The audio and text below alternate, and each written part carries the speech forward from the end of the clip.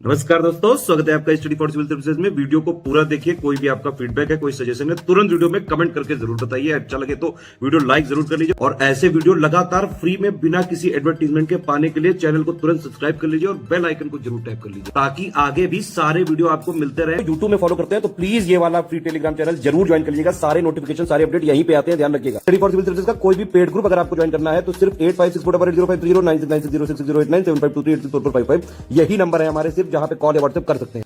Instagram पे हमारा page जरूर फॉलो कर लीजिएगा, स्टडी फॉर सिविल .सर्विसेज है। ट्विटर पे हमको जरूर फॉलो कर लीजिएगा, @study for civils है। आगे कंटिन्यू करते हैं पार्ट नंबर 6 पर। श्रीनिवास जो कि एक सोशोलॉजिस्ट हैं, समाजशास्त्री हैं, उनका मानना है कि भारत में ग्रामों में किसी एक विशिष्ट जाति के सदस्यों का शेष जातियों पर वर्चस्व बना हुआ दिखाई देता रहा है और इसको प्रधान जाति कहने लगे थे, जिनका वर्चस्व दूसरी जातियों पर देखने को मिलता है।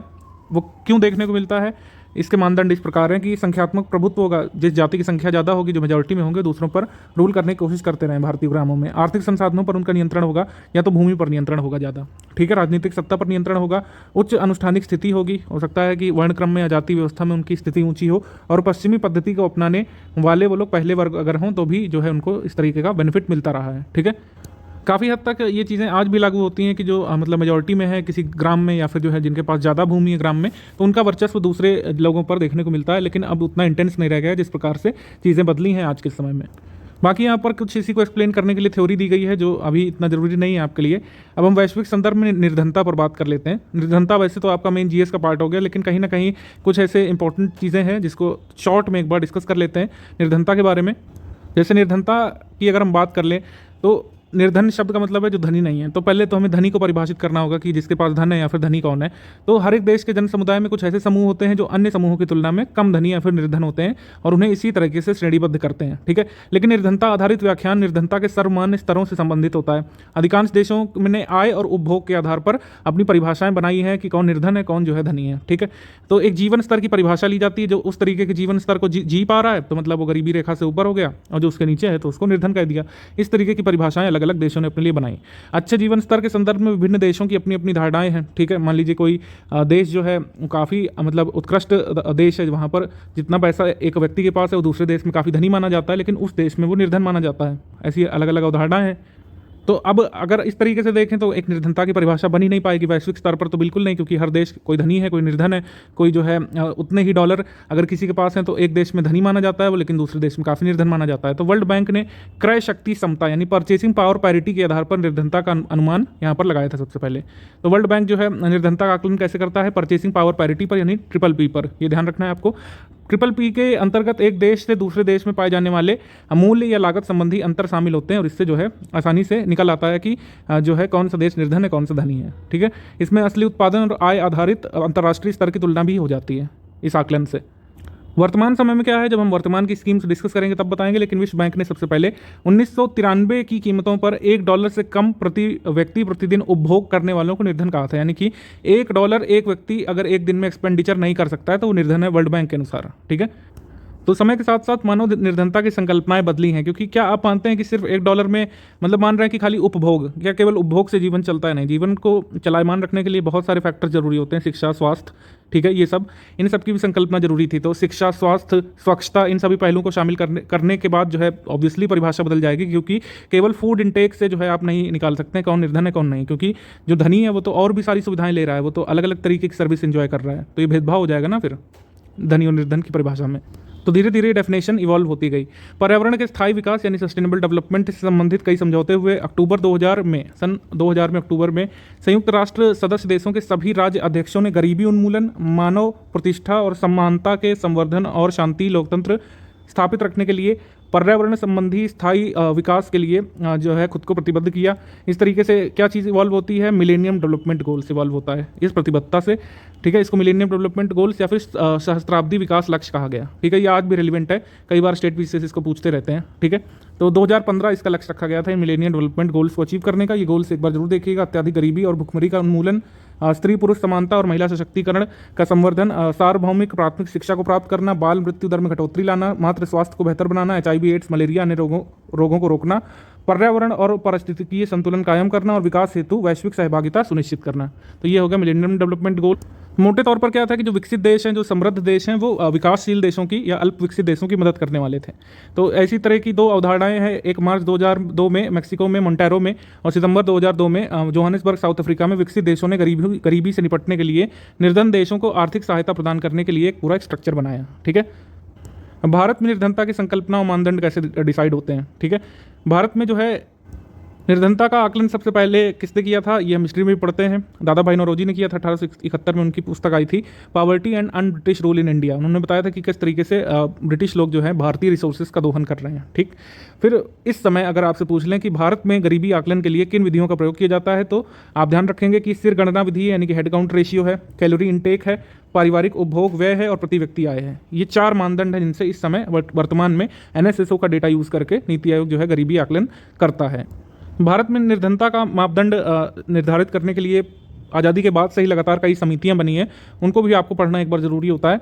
और क्योंकि आप देखेंगे कि गरीबी रेखा जो हेड काउंट रेशियो पर आधारित थी, उसमें ये तो देख लिया गया कि मतलब इतनी आय अगर है तो वो गरीब नहीं है और इससे नीचे है तो गरीब है। लेकिन ये जो है भारत जैसे देश के लिए, जहाँ पर बहुत सारे प्रकार के लोग रहते हैं, उनका आय वर्ग बहुत ज़्यादा डायनेमिक है। ठीक है, आप ये नहीं कह सकते हैं कि मतलब इतने रुपए कमाता है तो इससे ऊपर अमीर है, इससे गरीब है, क्योंकि और भी निचले स्तर पर बहुत गरीब, बहुत ज़्यादा गरीब लोग भी। तो भारत में निर्धनता की जो रेखा है वो केवल एक रेखा नहीं हो सकती, क्योंकि कुछ लोग कम गरीब हैं, कुछ लोग मध्यवर्गीय परिवार से हैं, काफ़ी सक्षम भी हैं, कुछ लोग बहुत ज़्यादा गरीब हैं और कुछ लोग जो है बिल्कुल मरने की कगार पर भी भारत में हुआ करते थे एक समय। तो इसमें मतलब खामियां थी। इसमें मापदंड इस तरीके का था कि इसमें गरीब कितना गरीब है या फिर कम गरीब है कि ज़्यादा गरीब है, गरीबी रेखा वाली इस विधि में यानी हेड काउंट रेशियो में ये बात निकल के नहीं आ पाती थी। ठीक है, कि सीमांत रूप से गरीब और अत्यंत गरीब सभी को एक समान मान लिया गया था गरीबी रेखा से नीचे में। ठीक है, तो ये खामियां थी। इसको कैसे दूर किया गया, इस खामी को दूर किया गया था अमर्त्य सेन के द्वारा। उन्होंने एक मापदंड दिया था, उन्होंने सेन मापदंड दिया था जो हेड काउंट रेशियो के इस दोष को दूर करता था। उन्होंने गरीबी की प्रचंडता को भी जो है इसको शामिल किया इस आकलन में। ठीक है, तो हम लोग कहेंगे कि अगर ये गरीबी रेखा के दोष को किसने दूर किया था, तो अमर्त्य सेन ने। ठीक है, तो जो ये सेन मापदंड है इसको हम लोग क्या कह सकते हैं, गरीब व्यक्ति की आमदनी और गरीबी रेखा के बीच का अंतर। अभी कुछ समिति हैं और समिति कब बनी और ये जो है ये किससे संबंधित थी, ये एक बार जरूर देखना चाहिए। जैसे गरीबी आकलन का काम आज़ादी के बाद पहली बार स्ट्रक्चरल वे में VM दांडेकर और N राठ ने शुरू किया था। ठीक है, इनके द्वारा राष्ट्रीय नमूना सर्वेक्षण के आंकड़ों पर आधारित भारत में गरीबी का पहला व्यवस्थित मूल्यांकन किया गया था। उसके बाद वाई के अलग कमेटी आई थी 1977 में, गरीबी के अनुमान संबंधित थी। भारत में राष्ट्रीय स्तर पर पहली आधिकारिक ग्रामीण और शहरी गरीबी रेखा को पोषण संबंधी आवश्यकताओं और संबंधित उपभोग व्यय के आधार पर जारी किया था। तो पूछ सकते हैं कि अलग कमेटी ने किन 2 मापदंडों का यूज़ किया था, तो इसका आंसर हो जाएगा आपका पोषण संबंधी आवश्यकताओं को और संबंधित उपभोग को यानी एक्सपेंडिचर को और जो है न्यूट्रिशनल रिक्वायरमेंट्स को आधार बनाया था। उसके बाद DT लकड़ावाला कमेटी आती है 1989 में। ठीक है, इसमें जो है सुझाव दिया गया था कि उपभोक्ता मूल्य सूचकांक की गणना कैलोरी की खपत के आधार पर की जानी चाहिए, यानी कैलोरी इंटेक के आधार पर उपभोक्ता मूल्य सूचकांक तैयार किया जाना चाहिए। देन इसके बाद आती है सुरेश तेंदुलकर समिति 2005 में। तो इसने गरीबी के आकलन में उपभोग व्यय में स्वास्थ्य और शिक्षा पर किए जाने वाले निजी व्यय को भी शामिल किया था, यानी कि केवल जो है कैलोरी इंटेक काफ़ी नहीं है, इसमें स्वास्थ्य और शिक्षा पर भी जो व्यय करता है व्यक्ति उसको भी शामिल किया जाना चाहिए उपभोग व्यय में। पहले की गरीबी आकलन प्रणालियों की अवधारणा थी कि स्वास्थ्य और शिक्षा पर लोगों का खर्चा नहीं होता है क्योंकि ये तो राज्य की जिम्मेदारी है। ठीक है, लेकिन ऐसा नहीं है। बाद में ये देखा गया कि सुरेश तेंदुलकर कमेटी जो कि लेटेस्ट में आई थी 2005 में, इसमें देखा गया कि शिक्षा और स्वास्थ्य पर भी व्यक्ति अपनी पॉकेट से पैसा खर्च करता है, हर कोई जो है सरकारी स्कीम्स का लाभ नहीं लेता है। तो इसने कैलोरी मापदंडों के बजाय लक्षित पोषण संबंधी परिणामों का सुझाव दिया था सुरेश तेंदुलकर समिति ने। इसके बाद C रंगराजन समिति की बारे में बात कर ले, 2012 में जो आई थी। गरीबी आकलन की समिति पोषण संबंधी और गैर खाद्य आवश्यकताओं पर किए जाने वाले व्यय पर आधारित थी। ठीक है, इसने एक अलग पद्धति का उपयोग किया जिसके अंतर्गत एक परिवार को गरीब तब माना जाएगा जबकि वह बचत करने में असमर्थ हो। ठीक है, ये इंपॉर्टेंट एस्पेक्ट हो गया C रंगराजन कमेटी का। अब गरीबी की बात हो गई, बात कर ले रहे हैं कि सरकार ने गरीबी को हटाने का क्या प्रयास किया। गरीबी हटाने संबंधी प्रयास जो है 4थी और 5वीं पंचवर्षीय योजना से एसोसिएटेड है, लेकिन प्रीवियस ईयर में जो सवाल आते रहे हैं उसमें यही माना गया है कि 5वीं पंचवर्षीय योजना से एसोसिएटेड है गरीबी हटाओ का प्लान। ठीक है, हालांकि ये इलेक्शन से एसोसिएटेड था, इलेक्शन पहले हुए थे, योजना बाद में आई थी, लेकिन एग्जाम में यही माना जाता है। आप 5th ही लगाइए अगर आपके एग्जाम में पूछे कि गरीबी हटाओ का नारा कब दिया गया था, और प्राइम मिनिस्टर उस समय कौन थी, इंदिरा गांधी थी। ठीक है, तो गरीबी कैसे हटेगी? गरीबी हटाने में सबसे महत्वपूर्ण ये कि आर्थिक समृद्धि की जाए। अगर व्यक्ति आर्थिक रूप से समृद्ध हो गया तो गरीबी अपने आप कम हो जाएगी। लेकिन कहीं ना कहीं ये भी सुनिश्चित किया जाना चाहिए कि आजीविका का अवसर तो मिले ही मिले, लेकिन स्वास्थ्य, शिक्षा, स्वच्छ पेयजल, स्वच्छता, बिजली, ग्रामीण आवास या शहरी आवास या सड़क उसको जो है मिलते रहें, और संपर्क होगा तभी उसकी आय में वृद्धि हो सकती है। ऐसा नहीं होगा कि ये सुविधाएं ना हो और लगातार सरकार किसी की आय में वृद्धि कर दे। फ्रीबीज देने से कोई जो है गरीबी नहीं मिटती है, ये बात ध्यान रखनी जरूरी है। राज्य या फिर सरकार या देश जब तक अपने नागरिकों को स्वास्थ्य, स्वच्छ पेयजल, शिक्षा, बिजली, आवास, सड़कें, संसाधन, कनेक्टिविटी, लॉजिस्टिक्स ये नहीं प्रदान करता है, तब तक वो खुद ही अपनी आय में संवर्धन नहीं कर पाएंगे नागरिक। ठीक है, अब गरीबी हटाओ के कार्यक्रमों को तो हम देखेंगे ही, जो मेन पार्ट है हमारे फैक्चुअल सवालों का। लेकिन इसमें निगरानी मूल्यांकन कैसे होता है? तो इसमें कुछ एजेंसियां बनाई जाती थी पहले। ठीक है, अब तो मेन काम नीति आयोग और उसकी बॉडीज़ का है, लेकिन पहले जो है एजेंसियां बनाई जाती थी, कुछ नोडल डिपार्टमेंट बनाए जाते थे। जब समेकित ग्राम विकास कार्यक्रम आए थे 1980 में, और कुछ मजदूरी रोजगार कार्यक्रम चल रहे थे, तो जिला ग्राम विकास एजेंसियों का सृजन किया गया था। लेकिन वही बात थी कि कई स्कीमें फेल हुई। भारत जो है कृषि आधारित अर्थव्यवस्था थी, कृषि से जो है सेकेंडरी सेक्टर में जाने का प्रयास किए जा रहे थे हर दूसरे 5 ईयर प्लान में, लेकिन ये चीज़ें सफल नहीं हो पानी थी, क्योंकि पहली बात तो करप्शन लेवल बहुत ज़्यादा था उसमें, और तब इतना सोशल मीडिया या फिर डिजिटल इंडिया या फिर कोई ऐसा मैकेनिज्म नहीं था जिससे सीधे तौर पर जवाबदेहिता सुनिश्चित की जा सके। सब काम पेन पेपर पर होता था, लोग पढ़े लिखे होते नहीं थे, जो उनको कहा जाता था वो मान लेते थे, और काफ़ी लेवल था करप्शन का। कुछ ही लोगों को मतलब ये कह सकते हैं योजना का लाभ मिलता था। स्वयं हमारे पूर्व प्रधानमंत्री ने कहा है कि अगर हम इतना पैसा, मतलब 1 रुपये भेजते हैं अगर कल्याण के लिए, तो मात्र इतना पैसा लोगों को वास्तव में पहुँचता है। ये किसने कहा था, ये आप हमको कमेंट करके बताएंगे। तो फाइनली फिर जब 1992 में जब पंचायती राज संस्थाओं को जो है संवैधानिक स्थिति मिल जाती है, संवैधानिक स्थिति जो है किस समिति की अनुशंसा पर प्रदान की गई थी, ये अभी आपको बताना है। क्या वो एलएम सांघवी कमेटी थी, क्या वो जो है बलवंत राय मेहता कमेटी थी, आप कमेंट करके बताएंगे जल्दी से। तो 3 स्तरों पर जब पंचायती राज व्यवस्था आ गई थी, तब गरीबी हटाओ के कार्यक्रमों को थोड़ा सा यहाँ पर पुश मिला था, इम्पैक्ट मिला था थोड़ा सा। और फिर जब से सोशल ऑडिट की अवधारणा आ गई है, ग्राम सभाओं को सशक्त बनाया गया है, ग्राम सभा परियोजनाओं को सत्यापित करती हैं खुद और गुणवत्ता की निगरानी भी करती हैं, मतलब पीपल्स पार्टिसिपेशन बढ़ाया गया, इंस्पेक्टर राज खत्म किया गया है। ठीक है, तो ये सब चीज़ें थोड़ा सा इंप्रूव हुई हैं और लेटेस्ट में और भी होती जा रही हैं। गैर सरकारी संगठनों को सहयोग और सूचना संबंधी अधिकार जब से दिए गए हैं, सूचना संबंधी अधिकार जब से आ गए आरटीआई वगैरह, तो निगरानी तंत्र मजबूत हुआ है। आप इन्फॉर्मेशन मांग सकते हैं एजेंसी से कि क्या कार्य हुआ है, क्या फिर नहीं हुआ है। ठीक, समय पर सरकार जो है कुछ अपने टास्क फोर्स जो है गठित करती है किसी स्पेसिफिक लक्ष्य को हासिल करने के लिए, और डेट भी तय की जाती है कि इतने समय तक कार्य पूरा होगा। फिर दूसरी चीज़ ये हुई कि लगातार जैसे भुखमरी की स्थिति थी उसको सुधारा गया।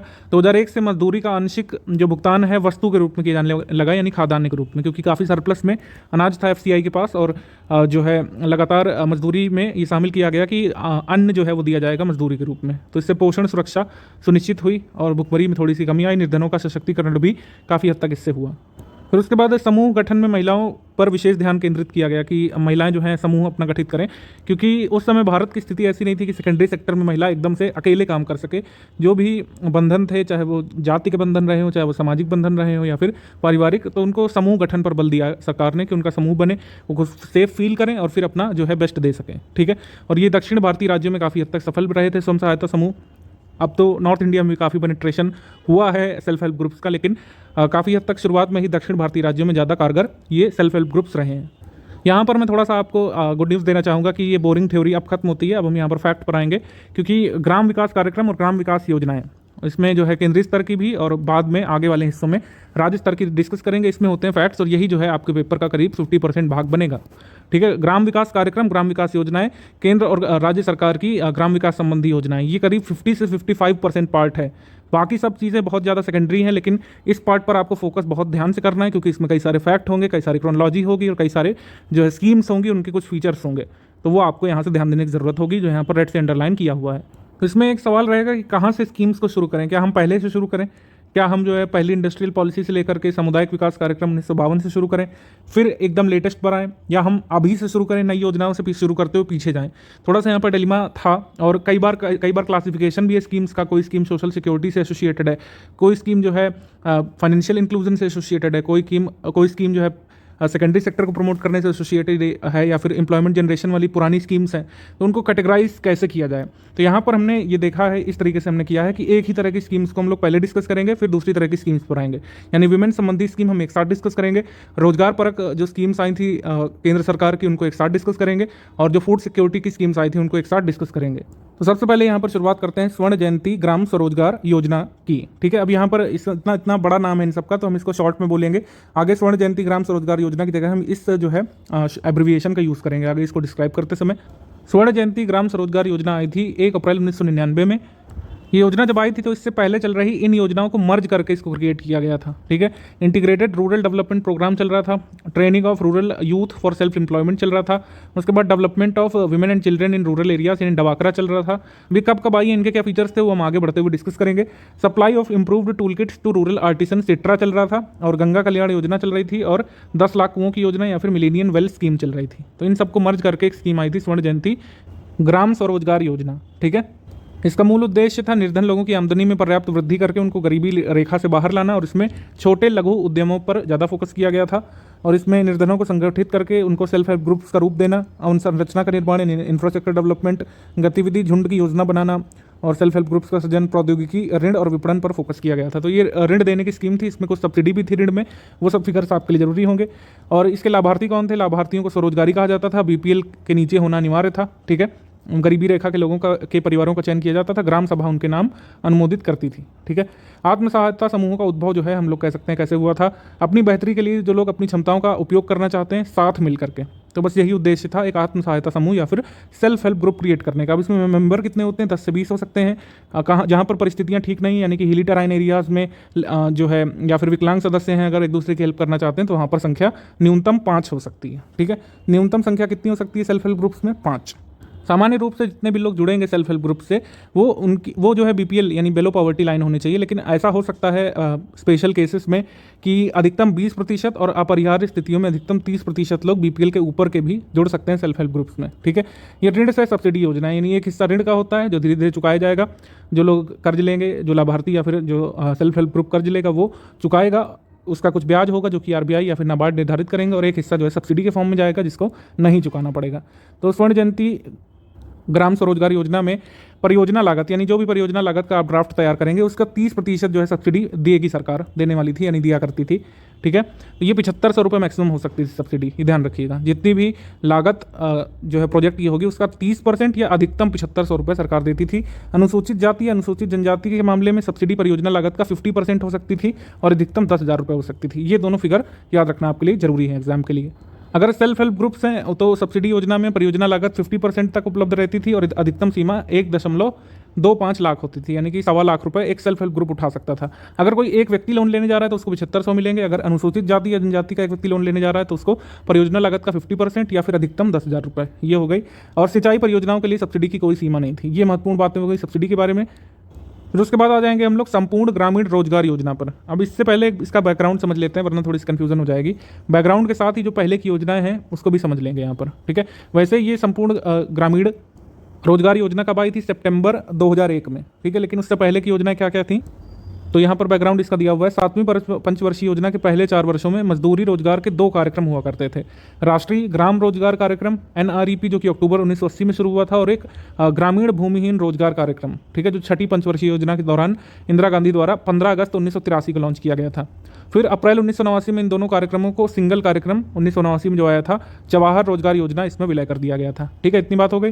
फिर उसके बाद 1993-94 में संशोधन किया गया 8वीं पंचवर्षीय योजना में, जिससे बेहतर क्रियान्वयन किया जा सके और जो है पिछड़े जिलों में 90 से 100 दिन का लोगों को रोजगार दिलाया जा सके। उनके लिए जवाहर रोजगार योजना का क्रियान्वयन 3 स्तरों पर किया गया था। ठीक है, 3 स्तर कौन कौन से जवाहर रोजगार योजना के? एक है इंदिरा आवास योजना और मिलेनियम वेल स्कीम, जिसके बारे में बात कर चुके हैं, और दूसरी थी इंटेंसिव जवाहर रोजगार योजना। ठीक है, तो 1 जनवरी 1996 को जवाहर रोजगार योजना की जो 2 उप योजनाएं थी, इंदिरा आवास योजना और मिलेनियम वेल स्कीम, इनको स्वतंत्र कार्यक्रम बना दिया गया। और जवाहर रोजगार योजना जो है सामान्य जवाहर रोजगार योजना और प्रवर्तनकारी जवाहर रोजगार योजना में जो है बंट गई।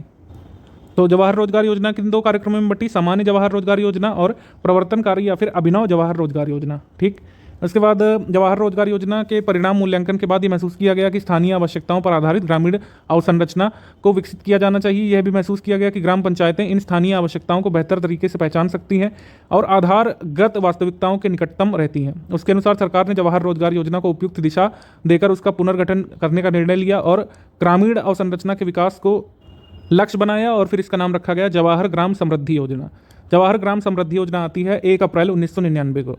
ठीक है। फिर रोजगार आश्वासन योजना जो कि पहले से चल रही थी, एम्प्लॉयमेंट एश्योरेंस स्कीम, ठीक है, ये रोजगार से संबंधित योजना थी, मजदूरी रोजगार से संबंधित। और जवाहर ग्राम समृद्धि योजना जो आ गई थी 1 अप्रैल 1999 से, वो ग्रामीण अवसंरचना की योजना थी। ग्रामीण क्षेत्रों में अतिरिक्त मजदूरी कार्यक्रम, अवसंरचनात्मक विकास का कार्यक्रम, खाद्य सुरक्षा के प्रति अधिक ध्यान देने के उद्देश्य से इन योजनाओं की समीक्षा की गई। समीक्षा में पाया गया कि रोजगार आश्वासन योजना को जवाहर ग्राम समृद्धि योजना में विलय कर दिया जाए और सितंबर 2001 में संपूर्ण ग्रामीण रोजगार योजना के नाम से शुरू किया जाए।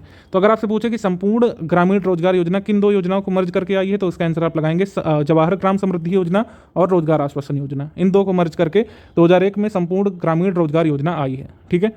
और सबकी डेट जरूर ध्यान रखिएगा इन सभी योजनाओं की। थोड़ा सा यहाँ पर कंफ्यूजिंग है, थोड़ा सा बैक जाकर के सुनेंगे समझ में आ जाएगा कि पहले कौन सी योजनाएं थी, फिर जो है कौन सी अलग हुई और कौन किस में मर्ज हुई। संपूर्ण ग्रामीण रोजगार योजना के उद्देश्य क्या है? इसका उद्देश्य था ग्रामीण क्षेत्रों में अतिरिक्त और संपूरक मजदूरी रोजगार प्रदान करना और खाद्य सुरक्षा प्रदान करना, ठीक है, और पोषण के स्तर में सुधार करना। तो मजदूरी रोजगार कार्यक्रम भी था ये आपका, खाद्य सुरक्षा से भी जुड़ा था और पोषण स्तर को सुधार करने से संबंधित भी आपका कार्यक्रम था। और दूसरा इसका ऑब्जेक्टिव था टिकाऊ सामुदायिक, सामाजिक और आर्थिक परिसंपत्तियों का सृजन करना, क्योंकि ऑब्वियस सी बात है अगर मजदूरी करवा रहे हैं तो संपत्तियों का सृजन तो होगा ही। तो इस योजना के तहत क्या होता था कि मजदूरी का भुगतान आंशिक तौर पर अनाज के रूप में होता था और आंशिक तौर पर नगद के रूप में होता था। मजदूरी का कम से कम 25% भुगतान नगद के रूप में किया जाता था और पुरुषों और महिलाओं को समान मजदूरी दी जाती थी। आंशिक मजदूरी के तौर पर 5 किलोग्राम प्रति मानव दिवस की दर से खाद्यान्न दिया जाता था, ठीक है। अब इसके लाभार्थी कौन होते थे? लाभार्थी वही होते थे जिनको रोजगार चाहिए, ठीक है, अपने गांव अथवा आवास में उनके पास मतलब शारीरिक शक्ति है, अकुशल मजदूरी कर सकते हैं जो, ठीक है। इसमें कुशल कारीगरों की कोई आवश्यकता नहीं थी, ध्यान रखिएगा, इसमें अकुशल मजदूरी का काम ही दिया जाता था। इस योजना के अंतर्गत जिला और माध्यमिक पंचायतों के कार्य कौन कौन से होते थे? कार्य यहाँ पर दिए हुए हैं आपका। मिट्टी और नमी का संरक्षण, लघु सिंचाई, पेयजल संसाधनों का जीर्णोद्धार करना, भूमिगत जल और जल संचयन के पारंपरिक ढांचों का संवर्धन करना, ठीक है। उसके बाद ग्रामीण तालाबों या पोखरों की गाद को साफ करना, जल निकासी के कार्य करना, खेतों को जोड़ने वाली सड़कों का निर्माण करना, ठीक है, वृक्षारोपण करना, जल निकासी के कार्य करना, ठीक है। इसमें क्या क्या नहीं शामिल थे? जैसे मंदिर, मस्जिद, चर्च, गुरुद्वारा आदि धार्मिक स्थलों का निर्माण ये सब नहीं कर सकते थे। पुलों का निर्माण नहीं कर सकते थे। सड़कों के ऊपर काली सतह नहीं डाल सकते थे। ये कुटीरों का निर्माण इससे संबंधित नहीं था। उच्चतर माध्यमिक विद्यालयों के लिए भवन का निर्माण इस योजना से संबंधित नहीं था, ठीक है। बाकी स्कूल, डिस्पेंसरी, सामुदायिक केंद्र, पंचायत घर, हाट आदि जैसी टिकाऊ सामाजिक आर्थिक परिसंपत्तियां हालांकि बनाई जा सकती थी, इनका निर्माण किया जा सकता था। अब आते हैं राष्ट्रीय सामाजिक सहायता कार्यक्रम पर। इसकी लॉन्च डेट है 15 अगस्त 1995 और इसका उद्देश्य था गरीबों को अनेक कार्यक्रम आधारित हित लाभ देने के लिए राज्यों और केंद्र शासित प्रदेशों को 100% केंद्रीय सहायता प्रदान करना। तो इसमें सहायता किसकी थी? केंद्र सरकार की थी 100%, ये ध्यान रखना जरूरी है। इनके लाभार्थी कौन थे या फिर किसको लाभ पहुंचाना स्कीम का उद्देश्य था? वृद्ध व्यक्ति जिनके पास भरण पोषण के साधन बहुत ही कम है अथवा बिल्कुल भी नहीं है। अपने प्रमुख कमाऊ सदस्यों यानी ब्रेड विनर की मृत्यु हो जाने के कारण गरीबी रेखा से नीचे जीवन यापन कर रहे परिवारों को लाभ पहुंचाना। तो इसके तहत 2 योजनाएं शुरू की गई थी, राष्ट्रीय वृद्धावस्था पेंशन योजना और राष्ट्रीय परिवार हित लाभ योजना। राष्ट्रीय वृद्धावस्था पेंशन योजना में क्या है कि असहाय वृद्धजनों के लिए थी। तो इसके अंतर्गत आने वाले गरीब लोगों को गुजारे के लिए निरंतर सहायता की आवश्यकता होती है, उन्हें ये सहायता दी जानी थी। इसके लिए मापदंड क्या थे? 65 वर्ष या इससे अधिक आयु का होना चाहिए व्यक्ति को, अगर ये वृद्धावस्था पेंशन का लाभ उसे लेना है तो, ठीक है। असहाय होना चाहिए जिसके पास अपने आय के स्रोत के गुजारे का कोई नियमित साधन ना बचा हो, ना कोई जमीन हो, ना ब्याज आता हो, कोई ना कोई संपत्ति हो अपने नाम पे, और ना ही जो है पुत्र उसके सपोर्ट करते हो, कोई मकान भी ना हो। तो ऐसा असहाय व्यक्ति वृद्धावस्था पेंशन योजना का लाभ प्राप्त कर सकता था। परिवार के सदस्यों अथवा किसी आय के स्रोत से आर्थिक सहायता उपलब्ध नहीं होनी चाहिए, यानी कि अगर परिवार का कोई सदस्य सपोर्ट कर रहा है बुजुर्ग को तो वो लाभ नहीं ले सकते थे। इसका लाभ कितना था ये अगर पूछ ले तो लाभ 75 रुपये प्रति माह मिलते थे। तब के हिसाब से ठीक है, आज के ज़माने में तो बहुत ही कम है। 75 रुपये प्रति माह मिलते थे वृद्धावस्था पेंशन योजना के तहत। राष्ट्रीय परिवार हित लाभ योजना क्या है? सरकार ने राष्ट्रीय परिवार हित लाभ योजना की शुरुआत ऐसे गरीब परिवारों की मदद करने के लिए की थी जो अपने कमाऊ सदस्य को खो चुके हों किसी दुर्घटनावश या फिर स्वाभाविक मृत्यु के कारण या फिर किसी ने हत्या कर दी हो, इस तरीके से। हालांकि ये 1 टाइम सहायता थी, ठीक है, 1 टाइम इसमें जो है बेनिफिट मिलता था और फिर ऐसी कोई माहवारी योजना नहीं थी। एक बार की सहायता इसमें राष्ट्रीय परिवार हित लाभ योजना के तहत प्रदान की जाती थी और मुआवजा टाइप आप इसको कह सकते हैं, ठीक है। और अगर परिवार का कोई कमाऊ सदस्य ना रहा हो तो उसको मुआवजा दिया जाता था 10,000 रुपये, ठीक है। एक मुश्त राशि एक बार में 1 टाइम 10,000 रुपये की दी जाती थी, ठीक है। और शर्तें क्या थी कि पहला परिवार गरीबी रेखा से नीचे जीवन यापन कर रहा हो और मृत्यु के समय जो मुख्य कमाऊ सदस्य था परिवार का उसकी आयु 18 वर्ष से 65 वर्ष के बीच रही हो, ठीक है। उसके बाद मुआवजा किसे मिलता है? राष्ट्रीय परिवार हित लाभ योजना के तहत मुआवजा कुटुंब परिवार को दिया जाता है। परिवार का मुखिया कौन है, इसका निर्धारण अगर कोई विवाद होता है इससे संबंधित तो एक स्थानीय जांच वहाँ पर होती थी। ठीक है, खाद्य सुरक्षा से संबंधित क्या स्कीमें हैं और मेजर क्या डेवलपमेंट्स थे वो देखेंगे पहले। लक्षित खाद्य सार्वजनिक वितरण प्रणाली और सार्वजनिक वितरण प्रणाली यानी कि public distribution system, target public distribution system, Antyodaya scheme, इन सब के बारे में यहाँ पर ऊपरी तौर पर चर्चा करेंगे। सबसे पहले बैकग्राउंड पर आ जाते हैं।